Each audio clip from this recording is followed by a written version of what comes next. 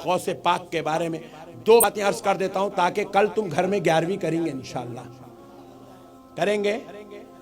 ये हमारे घरों में बच्चियां बैठे हुए, देखो बच्चियां, शादी नहीं हो रही हजरत, मौलाना साहब शादी नहीं हो रही, मौलाना ज़रा दुआ करो मेरा बेटा नाफरमान हो गया, मौलाना साहब ज़रा दुआ करो कारोबार नहीं चल रहे। अल्लाह अकबर। कैसा चलेंगे मेरे भाई? पहले एक आदमी कमाता था, से 20 साल 25 साल जब हम छोटे थे तो देखते थे, एक आदमी कमाता था, 20-20 आदमी खाते थे घर में बैठ के।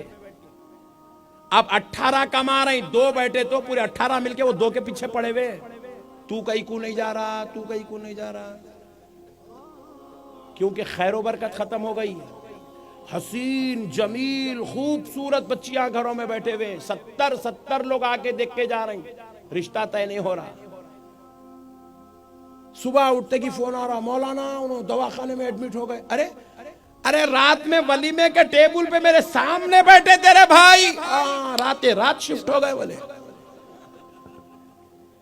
अचानक दवाखाने को चले जा रहे हैं, अचानक मौत, अचानक बीमारी, अचानक हमले, अचानक टेंशन। क्यों हो रहा मेरे भाई ये सब?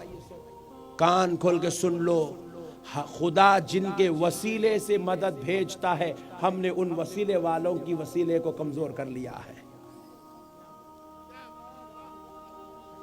हमारे नानी माँ, हमारे दादी माँ के पास जब उनका जमाना था तो हर घर में गौसे पाक की 11वीं होती थी, और ऐसा वैसा नहीं होती थी, पूरे घर को कलर करते थे, चुन्ना करते थे, दरवाजों को रंग करते थे, पाक को साफ करके पूरी पाकी के एहतमाम के साथ 11वीं होती थी। जब 11वीं होती थी तो मसले भी पूरे हल होते थे। अब 11वीं नहीं हो रही,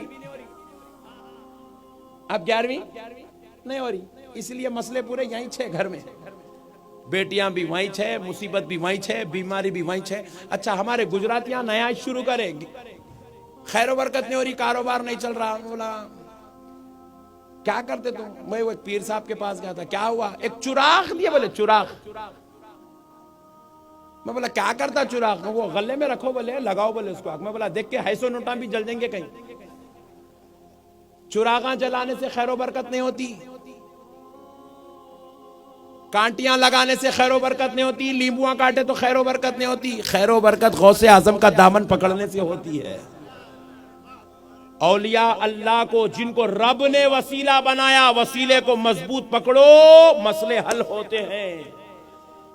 गौसे पाक को वसीला बनाओ, गरीब नवाज को वसीला बनाओ, शाहे मीरा को वसीला बनाओ। हम वसीलों को भूल गए, अल्लाह तक बात पहुंचाने वाले जरियों को भूल गए, इसलिए आज हम ठोकरें खा रहे।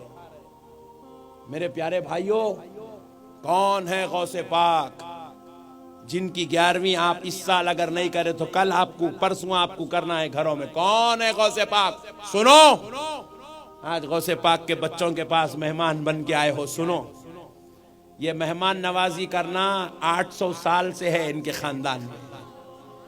ये लंगर खाने चलाना मेरे गौस का तरीका है, ये खाने खिलाना ये गौसे आजम ने जिंदा किया है। सुनो दोस्तों, कौन है गौसे पाक? सरकार गौसे पाक मसलकन हम्बली है, हम्बली, इमाम अहमद बिन हम्बल के मुक़ल्लिद हैं। गौसे पाक सरकार से तकरीबन 300 साल पहले, 250 से 300 साल पहले इस जमीन पर एक जात अक़दस थी, उनका नाम था सरकार इमाम अहमद बिन हम्बल रहमतुल्लाह अलैह। 241 हिजरी में आप पर्दा फरमाए, 241 हिजरी में सरकार इमाम अहमद बिन हम्बल पर्दा फरमाए। सरकार गौसे पाक अपनी हयात में लगभग 250 से 300 साल के बाद सरकार इमाम अहमद बिन हम्बल की मजार पर पहुंचे ताकि मैं अपने इमाम की जियारत करूं, अपने इमाम की बारगाह में जाऊं, उनके लिए नजराने फातिहा पेश करूं, उनकी मजार अक़दस से फैज लो। सरकार इमाम अहमद बिन हम्बल की मजार पर सरकार गौसे पाक पहुंचे, वो मजार जिसके बने 250 से 300 साल हो गए। जब गौसे पाक आए, मजार अक़दस पे खड़े हुए, अस्सलामु अलैकुम या इमाम अहमद बिन हम्बल, अस्सलामु अलैकुम या वली अल्लाह। आपने जब ऐसे कहकर सलाम अर्ज किया, मुअर्रिखीन लिखते हैं कि सरकार इमाम अहमद बिन हम्बल का मजार अक़दस शक हो गई, मजार फट गई। सरकार इमाम अहमद बिन हम्बल मजार से बाहर तशरीफ लाए, और उसके बाद आपने कहा व अलैकुम अस्सलाम या अब्दुल कादिर।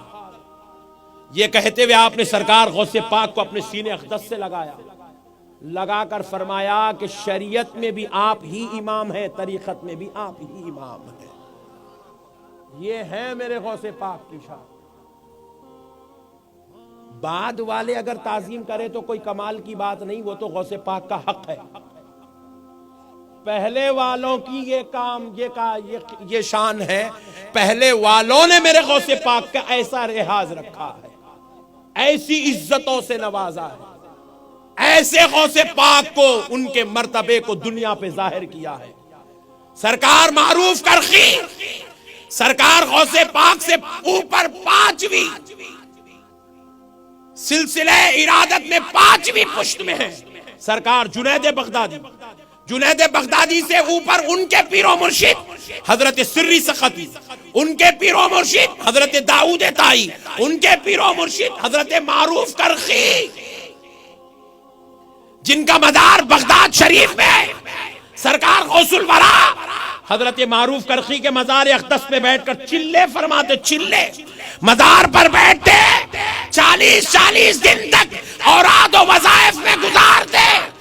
एक बार गौसे पाक हजरत मारूफ करखी के दरबार में दाखिल हो रहे हैं, मजार अक़दस से मुत्तसिल जा रहे हैं। हजरत गौसे पाक ने दरबार के इहाते में अदबन, एहतरामन, ताज़ीमन के ये वलीउल्लाह की जमीन है, एहतरामन गौसे पाक ने अपनी नालैन उतार दी। क्या करी बोले? नालैन उतार दी। जैसे गौसे पाक ने नालैन बाजू रखी, मज़ारे मारूफ करखी से आवाज आई। ये मारूफ करखी कौन? जो गौसे पाक से तकरीबन 400 साल पहले के बुजुर्ग हैं, 350-400 साल पहले के बुजुर्ग हैं। और कौन है? गौसे पाक के मुर्शिद के मुर्शिद के मुर्शिद के मुर्शिद के मुर्शिद के मुर्शिद हजरत मारूफ करखी है, जिनकी 8वीं पुश्त के मुरीद है, सिलसिले के मुरीद है गौसे पाक। वो गौसे पाक को मारूफ करखी मज़ारे अक़दस से आवाज देते हैं, ऐ अब्दुल कादिर नालैन पहन के आओ, ताकि हमारी जमीन को तुम्हारी नालैन को बोसा देने का शर्फ नसीब हो जाए।